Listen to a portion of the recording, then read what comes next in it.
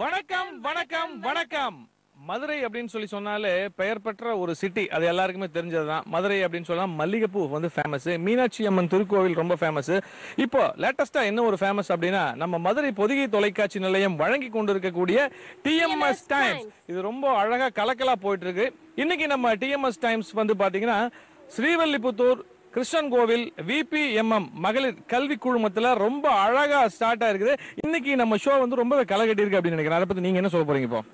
இல்ல பிரபு, ஷோ வந்து களை கட்டுறது மட்டும் இல்லாம வெளி மாநிலங்கள்ல இருந்தோ ரசிகர்கள் வந்திருக்காங்க பாத்தீங்களா? அதான் இந்த நிகழ்ச்சியோட சிறப்பேன்னு நான் நினைக்கிறேன். ஏன் அப்படின்னு கேட்டீங்கன்னா, தமிழ்நாட்டுல மட்டும் இல்லாம கர்நாடகா, ஆந்திரா, கேரளா போன்ற பகுதிகளில் இருந்து டிஎம்எஸ் ரசிகர்கள் இன்னைக்கு அவங்க வந்திருக்காங்க. டிஎம்எஸ் ரசிகர்கள் எல்லாமே அவருடைய பாட்டை பாடி இன்னைக்கு கலக்க போறாங்க. அந்த ஷோவை தான் இப்ப நம்ம போய் பார்க்க போறோம்.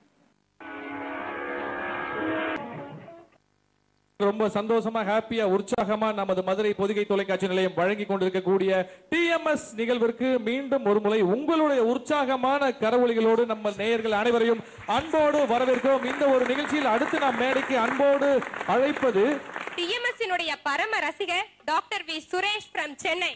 அவங்க வந்து ரொம்ப அவங்களுடைய பாட்டை டிஎம்எஸ் பாடல்களை கேட்கும் பொழுதே என்னைய மெய் மறந்துருவேன். அந்த அளவுக்கு அந்த அவங்களுடைய அந்த பாடலை நம்ம கேட்க இப்ப தயாராகிக்கிட்டு இருக்கோம். ஐயா வாங்க.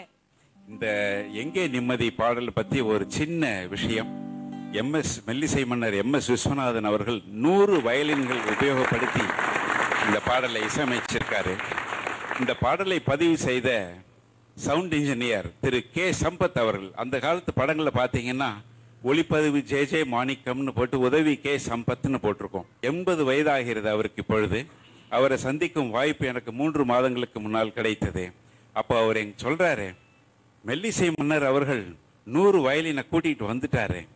ஏவிஎம் RR தியேட்டர்ல இடமே இல்லை 100 பேரையும் அகாமடேட் பண்றதுக்கு. எல்லா கதவுகளையும் திறந்து விட்டு ஸ்கிரீன் எல்லாம் போட்டு வயலினிஸ்ட் எல்லாரையும் உட்கார வச்சு அந்த பாடலை நான் பதிவு பண்ணினேன். எவ்வளவு அருமையா வந்திருக்கு அப்படின்னு. Hats off to the team. TMS அவருடைய ஹைலைட்ஸ் அவருடைய பாடல்கள்ல என்ன, தெள்ள தெளிவான தமிழ் உச்சரிப்பு, பாவம். அந்த இப்ப சொன்னீங்களே ஹைலி எக்ஸ்பிரசிவ். அவர் சொல்வார், பாடும்போது தம்பி உணர்ச்சியோட பாடுங்க தம்பி சொல்லிக்கிட்டே இருக்கும். என்னால் மறக்க முடியல. நான் அவரோட பல பாடல்களை அவர் சோஃபாவில் ஹாலில் உட்காந்துருப்பாரு. நான் போய் அவரோட மத்தியானம் என்னோட பேஷண்ட்ஸ் எல்லாம் முடிச்சுட்டு போய் அவரோட உட்காந்து பேசி திரு மகாதேவன் அவர்கள் கூட சில முறை நான் பார்த்துருக்கேன் அங்கே. அதாவது அவருடைய பெயர் சிறப்பு ஒன்று எல்லாரும் கவனிக்க வேண்டிய விஷயம். உங்களுடைய தொலைக்காட்சியில் ரொம்ப அழகாக போட்டிருந்தீங்க டைம்லெஸ் மேஜிக் சிங்கர்னு.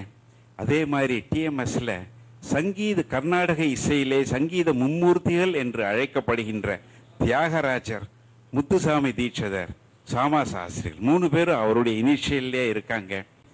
நாங்கள்லாம் கர்நாடிக் இசையை நாங்கள் கற்றுக்கவே இல்லை. ஆனால் கல்யாணி எப்படியா இருக்கும் சிந்தனை செய் மனமே, அட்டானாய் எப்படியா இருக்கும் யார் தருவார் இந்த அரியாசம், லதாங்கி எப்படியா இருக்கும் ஆடாத மனமும் உண்டு, அப்படி இருக்கும். அது மூலமாக தான் நாங்கள் எல்லாம் கர்நாடக இசையை கற்றுக்கிட்டோம். ஸோ இந்த வாய்ப்பினை அளித்த இந்த குழுவினர் அனைவருக்கும் என்னுடைய மனமார்ந்த நன்றி. எனக்கு டிஎம்எஸ் தான் உயிர். என்னுடைய சிஸ்டர் வந்து அமெரிக்காவில் இருக்காங்க. அவங்க ஃபோனில் பேசும்போது சொல்லுவாங்க, அப்பா உன்னுடைய பிளட்டை எடுத்து செக் பண்ணோம்னா எல்லாருக்கும் ஹீமோக்ளோபின் இருக்கும், ஒன்றுல டிஎம்எஸ் ஹீமோக்ளோபின்னு ஒன்று இருக்கும் பாரு அப்படின்னு சொல்லுவாங்க. அந்த அளவுக்கு சிறு வயது முதல் அவருடைய பாடல்களை கேட்டு கேட்டு வளர்ந்தவர்கள் நாங்கள். எங்களுக்கு வாழ்க்கையை கற்றுக் கொடுத்ததே அவருடைய பாடல்கள்.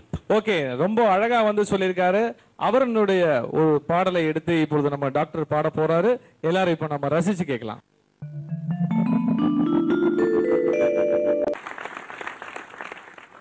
ஆந்திரால இருந்து வந்திருக்காரு செல்வராஜ். செல்வராஜ், நீங்க ஆந்திரால எந்த பகுதியிலிருந்து வந்திருக்கீங்க? நான் சீராளால இருந்து வந்திருக்கேன். சீராளா மாவட்டம். Right, okay. இந்த நிகழ்ச்சி நடக்குது, நம்மளும் போய் கலந்துக்கணும் அப்படின்னு சொல்லி உங்களுக்கு ஆர்வம் எப்படி வந்துச்சு? ஏற்கனவே நான் புதிய நிகழ்ச்சிகள் நான் பார்த்துக்கிட்டு வந்திருக்கேன், இது வரைக்கும் வந்திருக்கிறேன். அந்த இதில் தான் இதில் வந்து கலந்துக்கிறணும் அப்படிங்கிற ஒரு ஆசையில். டிஎம்எஸ் டைம்ஸ் எல்லா ஷோவும் பார்த்துருக்கீங்களா? ஷோவும் பார்த்துருக்கேன். எல்லாம் பார்த்துருக்கீங்க. டிஎம்எஸ் அவருடைய பாடல் எல்லாமே பாடுவீங்களா? பாடுவேன், ஆனால் தற்சமயம் எனக்கு தொண்டை சைடில். இவர் சொன்னார் வரும்பொழுது, நான் 2 நாளா டிராவல் பண்ணி வந்திருக்கேன், ரொம்ப டயர்டா இருக்கு, த்ரோட் வேற இன்ஃபெக்ஷன் ஆயிருச்சு, அதனால என்னால பாட முடியாது, இருந்தாலும் டிஎம்எஸ் ஐயா அவர்களை நினைத்து கொண்டா கண்டிப்பா எனக்கு பாட்டு வந்துரும் அப்படின்னு சொல்லியிருக்காரு. அவருக்காகவும் ஒரு உற்சாகமான கரவொலியோடு அடுத்து நமது செல்வராஜ் அவர்கள் உங்கள் முன். டிஎம்எஸ் ஐயா நமது தமிழ் இனத்துக்கும் நமது இசை குழுவினர்களுக்கும் கிடைத்த அவர் ஒரு பொக்கிஷமானவர்.